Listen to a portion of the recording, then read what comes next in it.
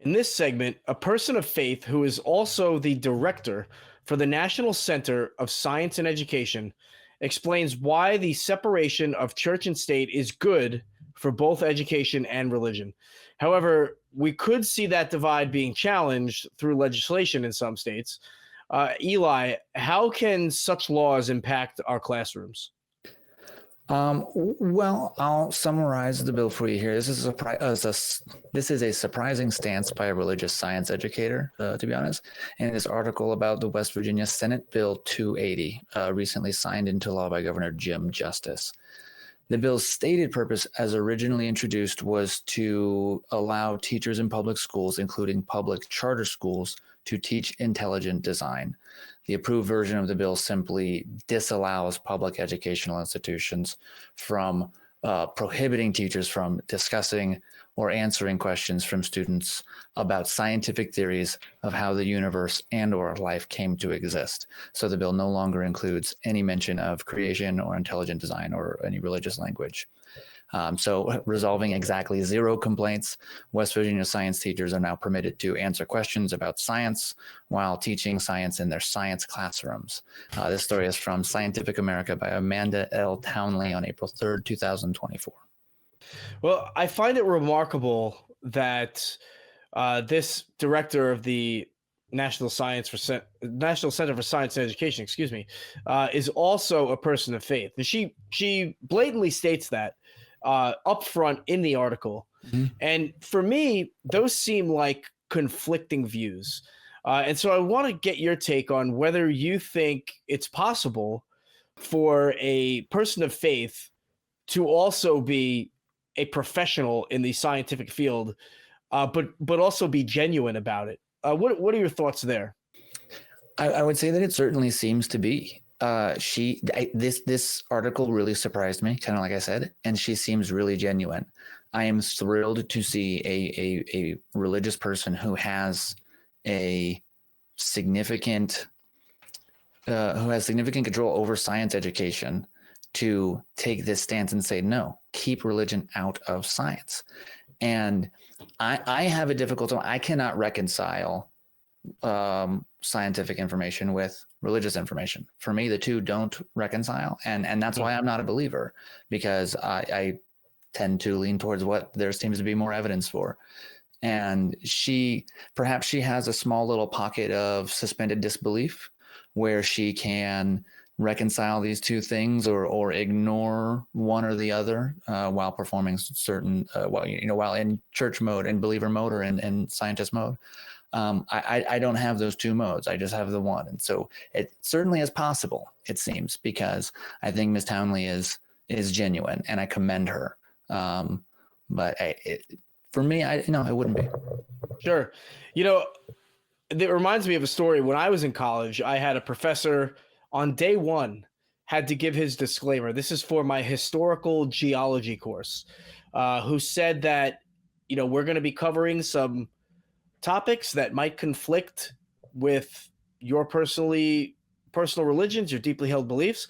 And I just want to say that through the course of our study and in the field of science, there is plenty of room for all of the world's great religions. And I thought, man, that's impossible. I mean, not only does one religion and science cancel each other out, especially when we're talking about the creation story in the Bible, for example, but then all of them, I don't know how you reconcile that. And so when I see things like this, when I see legislators trying to create laws where they can teach the framework of their religions, I just look at it as a loophole, a way to get their perspectives inside the classroom to unwilling participants, children, who can't defend themselves. And I want to ask Infidel, do you think that this is just a loophole to introduce Christianity into the classroom? Without a doubt, I think that their goal, even though they remove the intelligent design part, as Eli mentioned, they passed a bill so you can teach scientific theories in science class. That doesn't make a lot of sense in and of itself. But in the floor discussion, the sponsor of the bill, Amy Grady, did declare that as the bill was amended, that it would protect the teaching of intelligent design in West Virginia public schools. So they're definitely viewing it as giving them that opening. So what blows my mind is how many Christians are cheering for this, but not thinking about how easy it's going to be for somebody who's religious to open up their mouth and say something in class that's not compatible with their version of religion. Like you were talking about how they're going to fit all the religions when they can't even fit just one creation myth, to try to be able to fit that into, literally thousands of different denominations and trying to fit whatever that cogent definition, which there really isn't one, but whatever that attempt at a cogent definition of some teacher of any sort, not just science. This is going to ultimately open up for everyone to talk about things in class. This is just opening up all kinds of doors that those who are in small minority small groups of Christianity should be just as concerned about this as we are, because this is putting them on the line in the long run too. Right. And I think it's a misconception. Scott, I know that you may have some thoughts about that. This idea that the author says studying evolution wouldn't compromise one's faith. But what is your take on that? Well, I'm not really sure if I think that that's a misconception, at least not entirely. So science education really should be, the goal of science education is to learn the truth about the universe, and more importantly, to learn how to apply methods that reliably lead to truth, right? And so that's kind of the main function of the science classroom. Now let's compare this. In an earlier segment, we talked about how Pope Benedict encouraged, in fact, ordered his flock to prioritize the needs of the church over the needs of the individual, right? And so he's saying dogma over reality, in my opinion, in that case.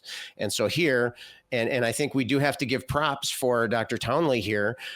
She is a religious person, but she's not following the Pope's edict there. She's not taking the hit for the team. She's not, placing her faith above what she knows deep down in her heart is real, and more importantly, can back it up, right? So that's the difference. So the science classroom should be focusing on reality. If the religion goes against that, then it should be called out. Then there should be conflict between the classroom and religion. If there is, and if there is, we've been using the science classroom to learn about reality. If you have a conflict in that, then that's because you're wrong. Okay. Well, I want to stick with this idea of a misconception, because my perception, my opinion of this is that she's trying to balance two things that are mutually exclusive. Okay. And so, Eli, I kind of wanted to get your take. If I were to ask you, do you think that this teacher, or excuse me, this director, the author of this article, do you think that while she says teaching evolution won't necessarily erode her religious beliefs, if you will, do you think that that's actually happening to her by her inclination to keep her religion out of schools? What do you think that goes against the fundamental basic tenets of what she's supposed to be doing as a Christian? That could be argued. The famous one is, Matthew 28, 19, 20, the Great Commission, go and make disciples. So you could say a Christian could argue that by not pushing for religious curriculum in public schools and science for creationism in science class, that she is not following the Great Commission. A Christian, I think, could argue that. Reading the full quote that you took a part of, the first misconception is that learning about evolution threatens students' faith. She says, she goes on to say in that same line, same paragraph, evolutionary biology, like any area of modern science, is simply a body of knowledge about the natural world and a set of methods and procedures for attaining, refining, and testing that knowledge. Nothing in evolutionary biology denies the existence of God or places constraints on divine activity. And those are all true things. I completely agree with all of that. And I think she it's because of that piece right there that I think I'm comfortable saying that just because she accepts what, scientific consensus to be, she uses that to base the majority of her views about the world and determine, what she thinks is true. That does give her that pocket, like I mentioned earlier, of perhaps that suspended disbelief to accept this God claim, these divine claims, whichever hers are. And I think she is both genuinely. I think she's genuine in both her educational front and her religious front, and I don't think it's eroding her views necessarily. Okay. Well, she does make a common argument, one that we've seen since the foundation of our country. In fact, it's said that a group of Baptists actually advised our founders to keep church and state separate, so that one religion didn't get too powerful and kind of edge out all of the other ones. And I think the author makes that kind of point, saying, perhaps other creation stories or myths, she listed a few herself, may be taught in the classroom alongside these other ones, and there has to be a line drawn somewhere. Infidel, does she have a valid argument there? Would that necessarily take away Christianity, or would it strengthen the position that they should put Christianity in schools if they also included these other myth stories? I think that there actually could be a spot for Christianity, not in science class and literature class.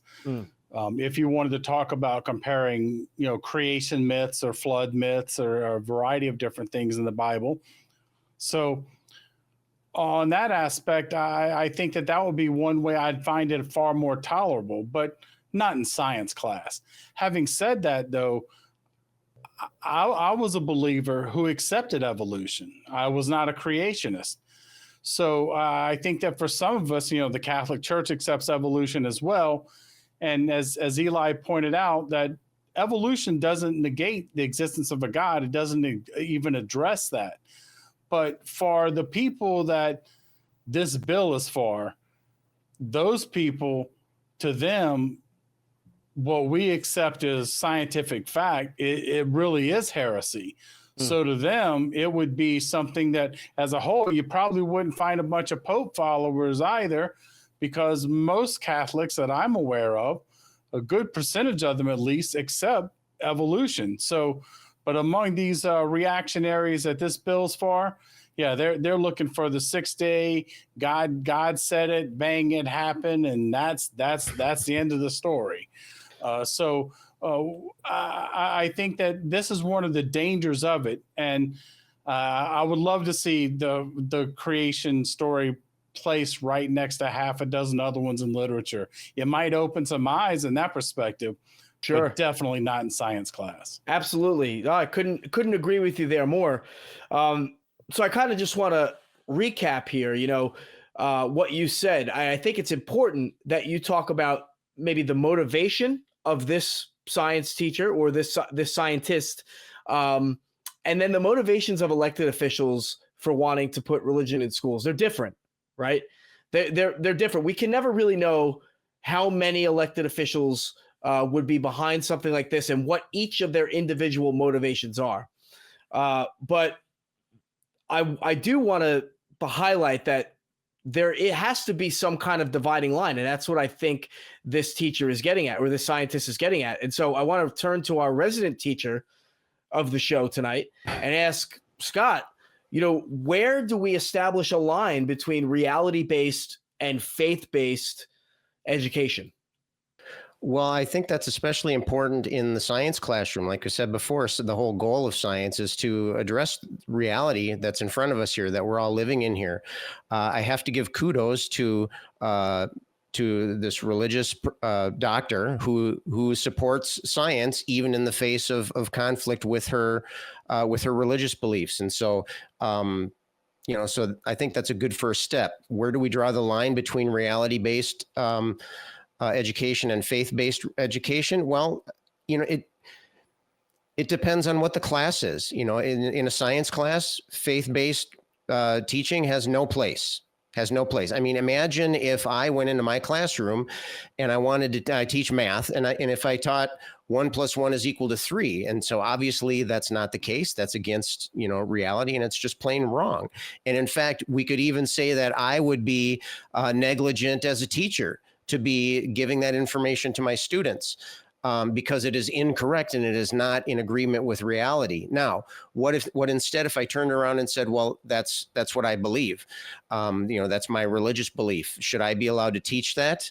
I mean, under this kind of bill, that kind of thing would be allowed. Or I can't remember if this bill specifically addresses the science classroom, but I'm sure it could easily spill into other types of arenas. And so in the case where you're teaching a class where the goal of the class is to address reality, I mean, you have to draw a hard line in the sand there, a hard stop, no faith-based. Now, if we're talking about something else, if we're discussing literature, or maybe we're talking about art, or maybe even a comparative religion class, then, in those cases, you're not presenting the information as if it were fact about the universe, right? Then we're talking about subjective, subjects which are just as valuable as the hard sciences and mathematics, but it's the attitude of the student coming into it is not, this is reality. It's, let's talk about these ideas. Let's assess these ideas. Let's exchange our opinions on this. And so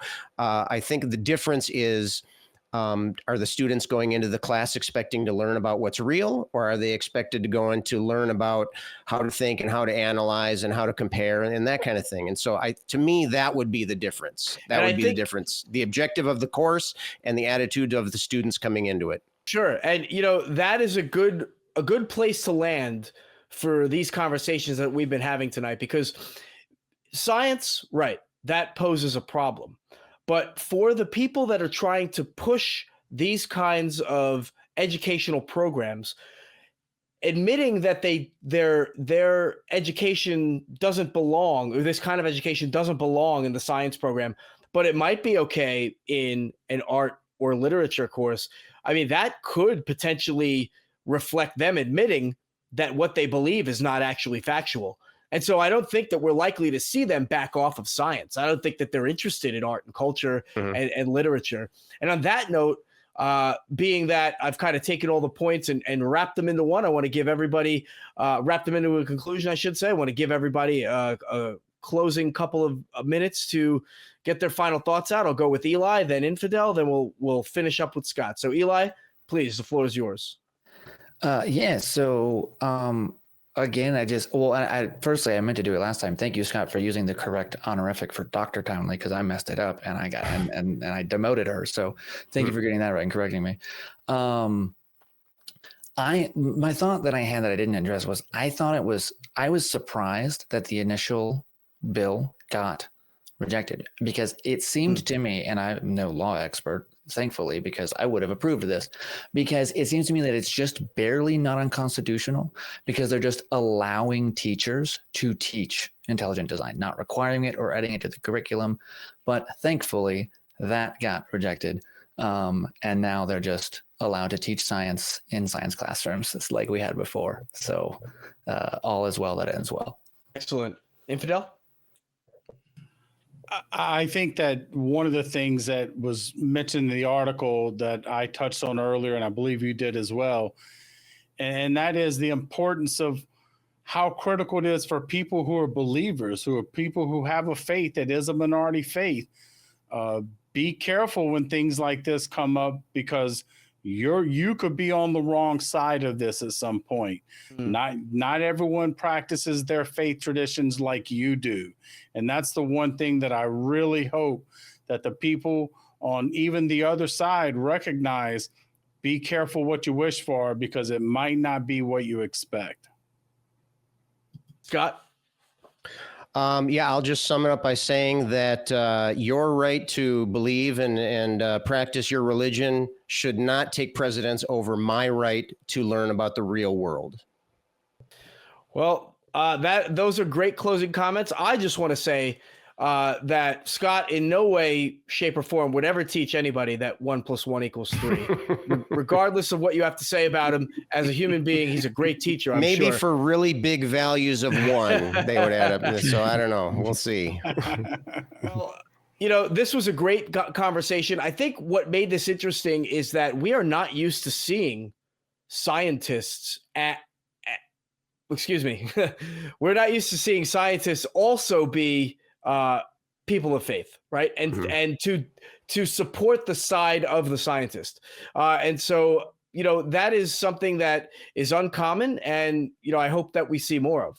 And if you want to see more of our content covering topics just like these, visit the website down below.